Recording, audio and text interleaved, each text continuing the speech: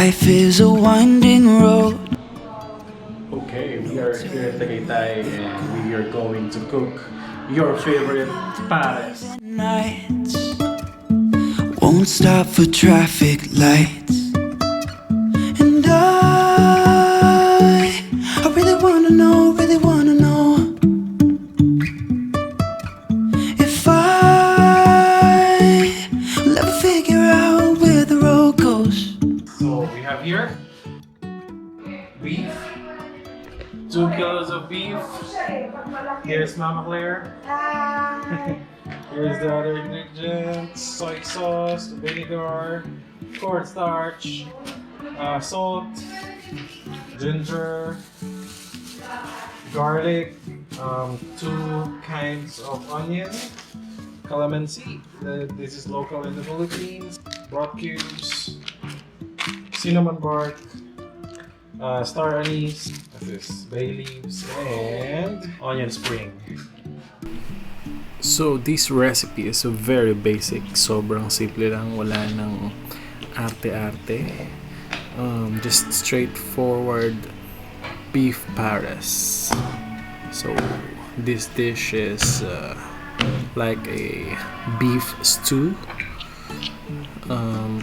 very native Filipino dish. So yeah, the secret ingredient is just put a lot of spices. So let's start with butter and onion and garlic.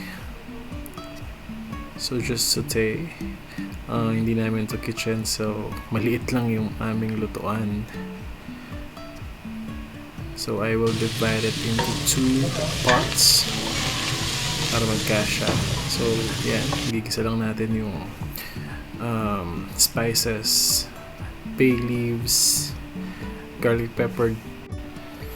So we'll just toast all the ingredients. Star anise. Smells good.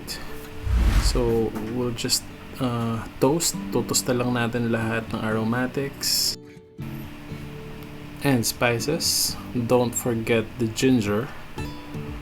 Okay, so the more spices the merrier. So peppercorns. I can already smell the goodness. So let's add on our beef. So medyo isusutay lang natin into golden brown the beef. Very straightforward. Okay, about 5 to 7 minutes. Sorry for my mess.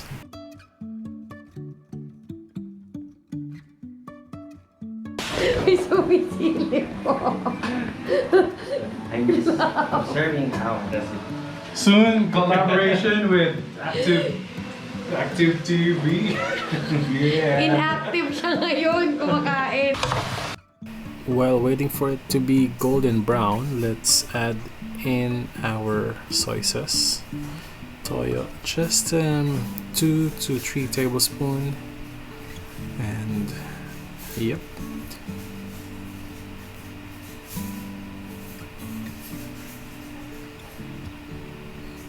Make sure they are evenly cooked.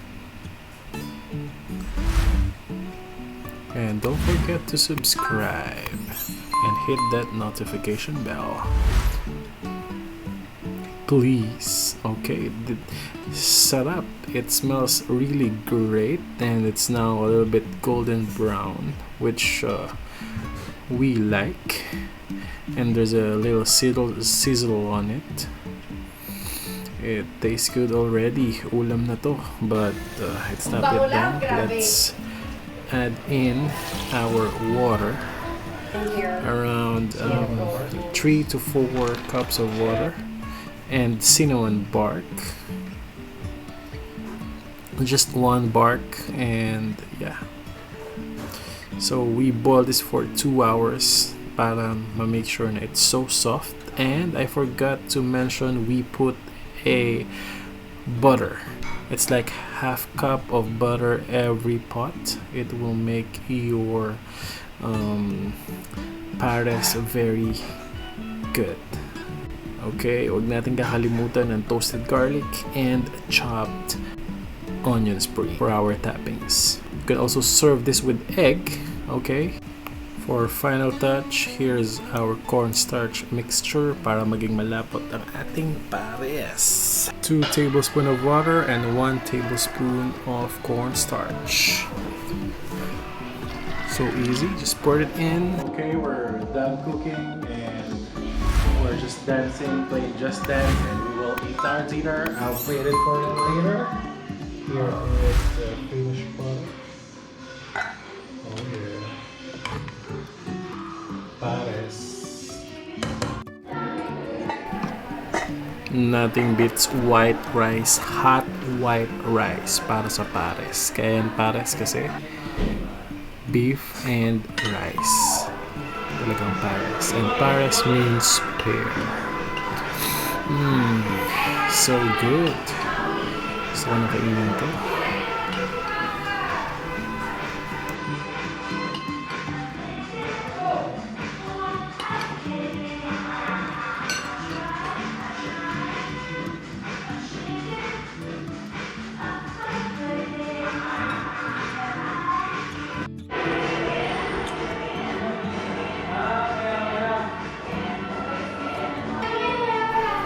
Okay, proceed with our taste test. Add calamansi. Let's try.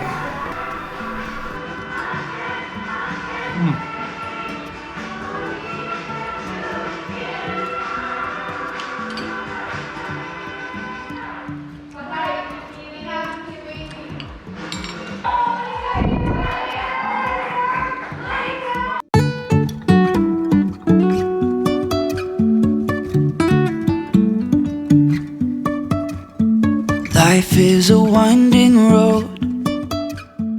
No telling where it goes. Driving through days and nights. Don't stop for traffic. Pangino's Kitchen in the Philippines!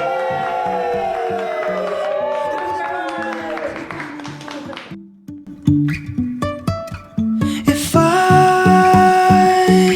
will ever figure out where the road goes,